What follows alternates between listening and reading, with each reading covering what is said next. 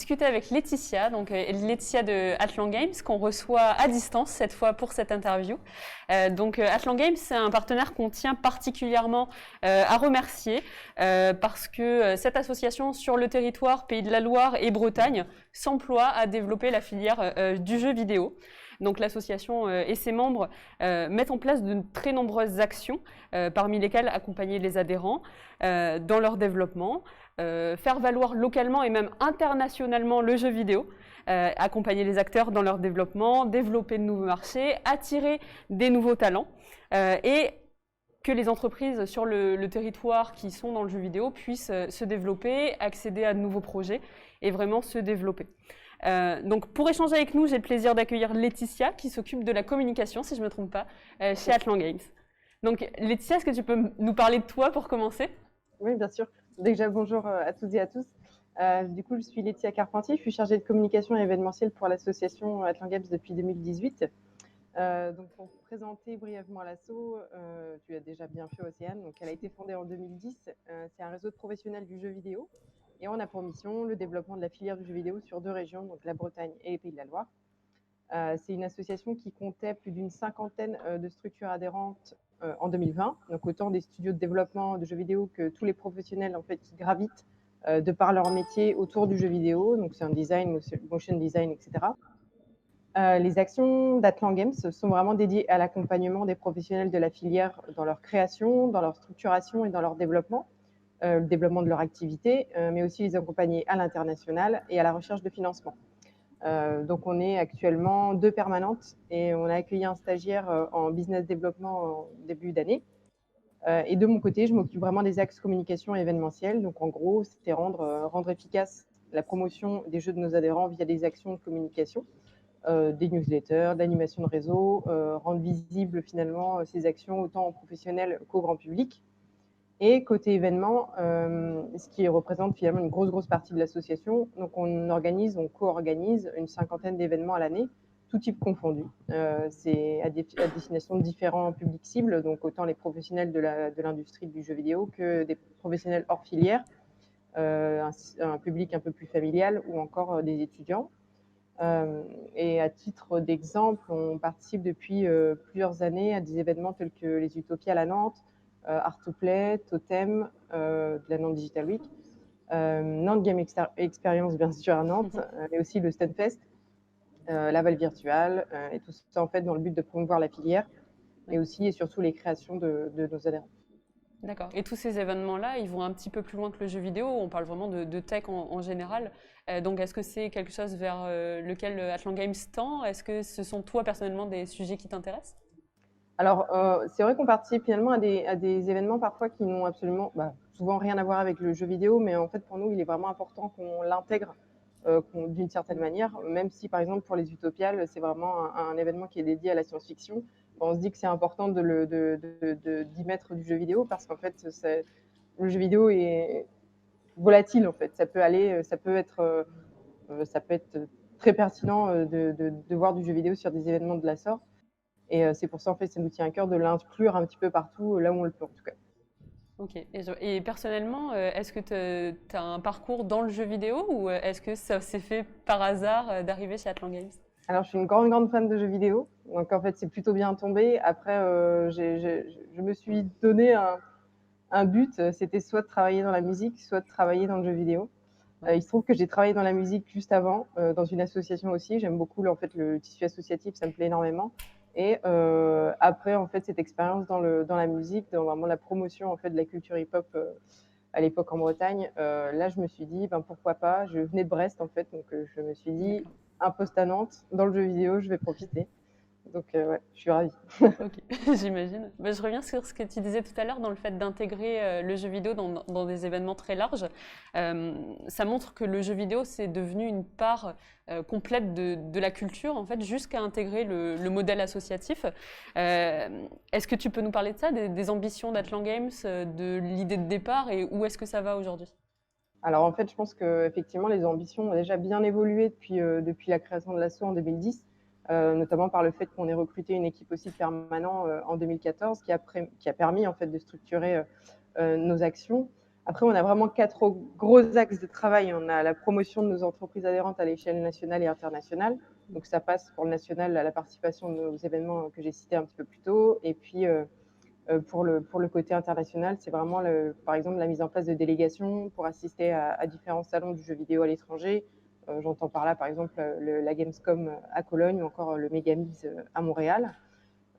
Également, deuxième gros axe, c'est l'accompagnement et le développement de nos structures adhérentes. Donc là, on les aide aussi à la mise en place en fait, de leur dossier de financement, de la mise en relation, et on leur crée en fait des événements dédiés, donc des événements vraiment dédiés aux professionnels, où il y a vraiment une réelle montée en compétences pour les équipes de production, Adon par exemple, j'en parlerai certainement un petit peu plus tard. Également le développement de nouveaux marchés, comme tu le disais. Donc, c'est aussi sensibiliser les entreprises qui ne sont pas du jeu vidéo, par exemple, à l'impact de la gamification. Et puis, un gros enjeu pour nous aussi, c'est essayer d'attirer des nouveaux talents et des entreprises, qu'elles soient nouvelles ou pas. On aimerait beaucoup qu'Ubisoft revienne par chez nous, pour être très les entreprises du coup sur notre territoire. Donc on a tout un travail de développement et de sensibilisation, de promotion aussi, qui représente en fait le cœur même de l'asso aujourd'hui, je pense. D'accord. Et cette idée d'aller sur l'international, est-ce que c'est pour faire rayonner la France à l'international ou c'est tout simplement le jeu vidéo qu'on voudrait voir partout? Non, c'est exactement ça. C'est du coup de faire rayonner nos productions locales, vraiment, et de leur donner une nouvelle dimension en fait. Et puis de leur donner aussi plus de chances que le jeu finalement arrive à trouver du financement, des éditeurs, etc. Et en fait, il est important pour nous de mettre en valeur ce qui peut être créé par chez nous, parce qu'il y a beaucoup de projets, beaucoup de beaux projets. Et du coup, nous, on donne en fait l'impulsion pour ces studios-là, pour qu'ils aient finalement cette chance de rencontrer de nouvelles équipes à l'étranger. Pourquoi pas créer des collaborations aussi avec d'autres studios. Et effectivement, en fait, la recherche d'éditeurs qui est vraiment un gros enjeu pour les studios aussi. Donc, c'est très important de partir pour nous à l'international et d'essayer d'exporter en tout cas nos productions à l'international. Et ça marche bien jusqu'à maintenant? Alors, ben, avec le Covid, bien moins. Oui, En j'imagine. fait, c'est ça qui est un petit peu problématique, c'est que l'année 2020 a été un petit peu compliquée. Alors autant avec les confinements, bah, ça a fait exploser la pratique du jeu vidéo. On a pu voir des records de téléchargement de jeux autant sur mobile que sur PC, ce qui est plutôt bien en fait de mon point de vue. Hein. Mais là, on parle vraiment de l'aspect un petit peu plus extérieur du jeu vidéo. Enfin, on sait pas exactement ce qui s'est passé au sein même des entreprises. Donc en fait, côté interne, ça a pu mettre en difficulté des structures déjà quand même un petit peu fragiles avant la crise sanitaire. Et c'est finalement dû à plusieurs choses, et notamment à l'annulation des salons et conventions grand public qui a pu y avoir à l'international. Donc toute cette partie recherche d'éditeurs, recherche de financement et promotion des jeux créés qui a finalement été bien plus compliquée, Oui, j'imagine. malheureusement. Ouais. Du coup, c'est une bonne transition pour ma prochaine question. Je me demandais quel a été l'impact de la crise sanitaire qu'on traverse encore sur l'industrie du jeu vidéo, sur les indépendants que vous accompagnez notamment. Bah alors, comme je le disais, effectivement, ça a été compliqué. Alors, autant donc, celles qui ont été fragilisées ben, ont peut-être un petit peu de mal encore à sortir et ont toujours en fait, les mauvais effets du Covid derrière eux. Mais en tout cas, voilà, après, de notre côté, nous, on a quand même souhaité maintenir nos événements dans la mesure du possible, notamment bah, voilà, des événements comme Addon, qui ont pu se tenir malgré tout en ligne sur Twitch et proposer finalement un cycle de conférences techniques liées à la production de jeux dispensés par des pros, mais aussi finalement des petits événements pour maintenir en fait le lien. C'est très important de maintenir le lien parce que voilà, chacun chez soi et puis revoir finalement la manière dont tout fonctionnait. C'était peut-être un petit peu compliqué pour beaucoup. Et maintenir ce lien-là social aussi, hein, beaucoup.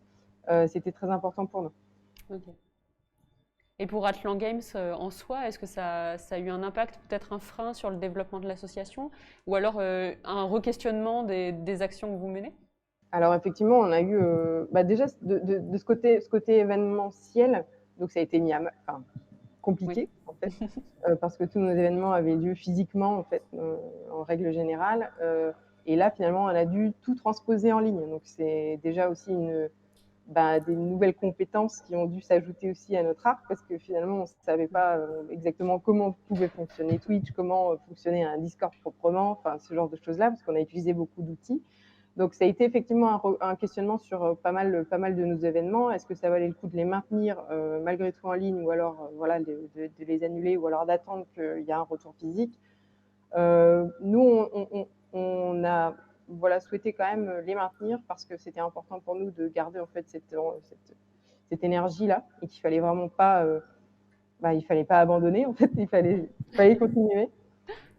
Et puis après, nous, on a quand même réussi à maintenir nos 2 postes permanents à temps plein parce qu'il y avait quand même beaucoup de questionnements auxquels il fallait répondre de la part des studios. Et puis voilà, toute cette question événementielle qui a pris quand même finalement beaucoup de temps.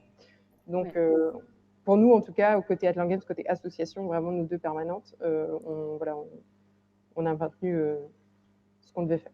Ouais. Ouais, on sent qu'il y a un enjeu sur l'événementiel et la résilience des acteurs associatifs qui vont créer des choses à distance même sans connaître au départ. C'est le cas aujourd'hui sur cet événement auquel Atlan Games vient participer.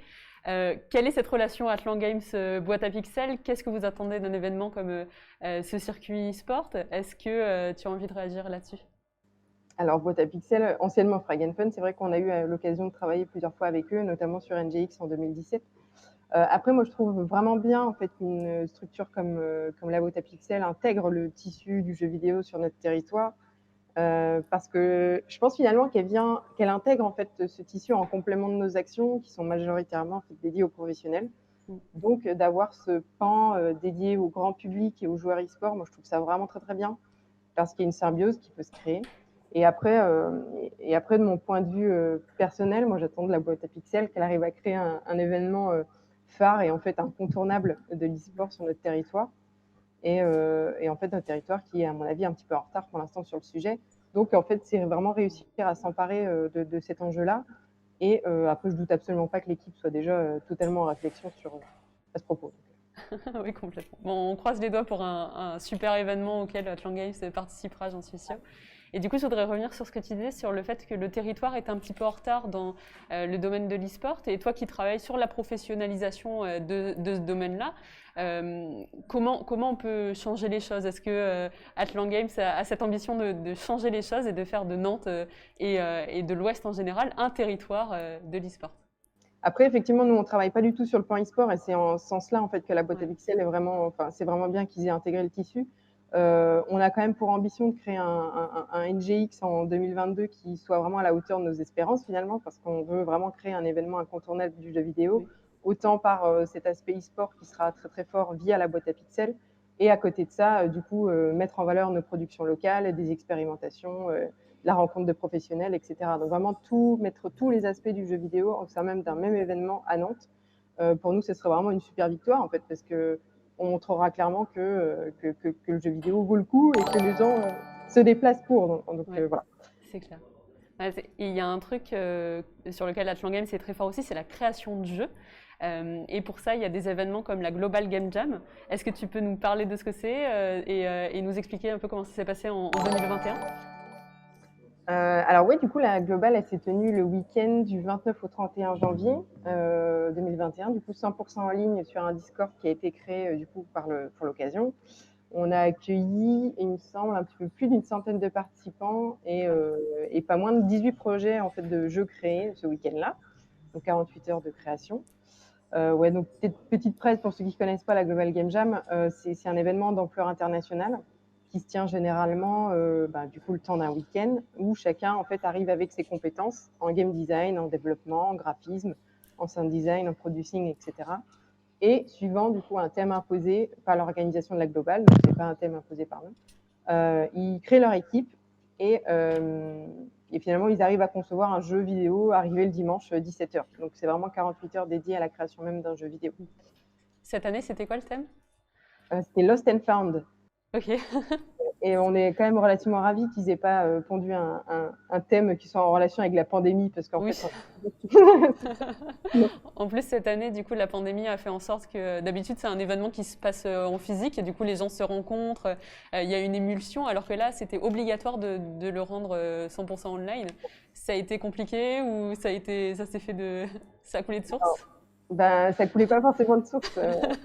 Voilà, le lien en fait est beaucoup plus compliqué à se créer lorsqu'on est à distance, hein, on va pas se le cacher, et puis sans caméra, et puis uniquement un micro ou un clavier pour discuter, c'est pas forcément voilà l'ADN en fait de la Global Game Jam. Les temps dédiés en fait au pitch des idées, au brainstorming, à la constitution des équipes, c'est beaucoup moins aisé en fait en ligne qu'en présentiel. Et on a eu également un petit peu moins de participants qu'au format physique. Format physique, je crois qu'on accueille environ 150 personnes, 150 participants. Et la jauge se remplit ultra vite. Alors que là, on avait une centaine d'inscrits et puis quelques désistements de dernière minute. Et puis je pense que finalement, il y a aussi cette euphorie-là d'être tous ensemble dans un même lieu physiquement et puis à créer des jeux finalement, mais aussi à se donner des conseils, à s'entraider, etc. Et en fait, c'est ce qui est très important et très cool en fait, et ce qu'on a du mal à retrouver au format en ligne. Donc, Quand on partage tous la fatigue de la 40e heure. oui, c'est clair. Après, bon, pour nous, c'était pas une tâche aisée non plus, hein, mais on a quand même souhaité relever le défi de notre côté aussi, et puis on espère finalement que l'édition 2022 sera de retour en présentiel, bien sûr. Ouais, c'est clair. Ben, ça, du coup, c'est un des événements emblématiques organisés par Atlan Games. Est-ce qu'il y en a d'autres que tu aurais envie de nous présenter? Alors effectivement, donc la Global Game Jam, on l'organise en partenariat avec IART Sup Nantes et Epitech Nantes.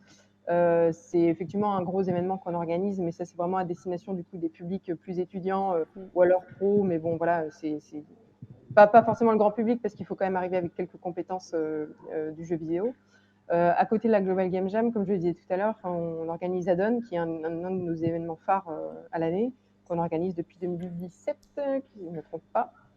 Donc on est sur une 5e édition. Donc là, c'est vraiment à destination des professionnels de l'industrie du jeu vidéo, donc aux équipes de production, où là, on propose le temps de 2 jours, un cycle de conférences, une trentaine de conférences techniques axées production de jeux vidéo, où là, on souhaite vraiment une montée en compétences de nos participants.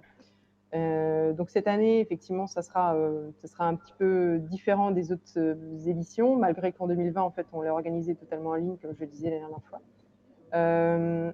Là, ça sera un format hybride. Donc on mixe du présentiel à Rennes le 21 et le 20 et 21 mai 2021. Donc une partie en présentiel du coup à Rennes et une partie en ligne en fait. Donc on va mettre tout ça en place.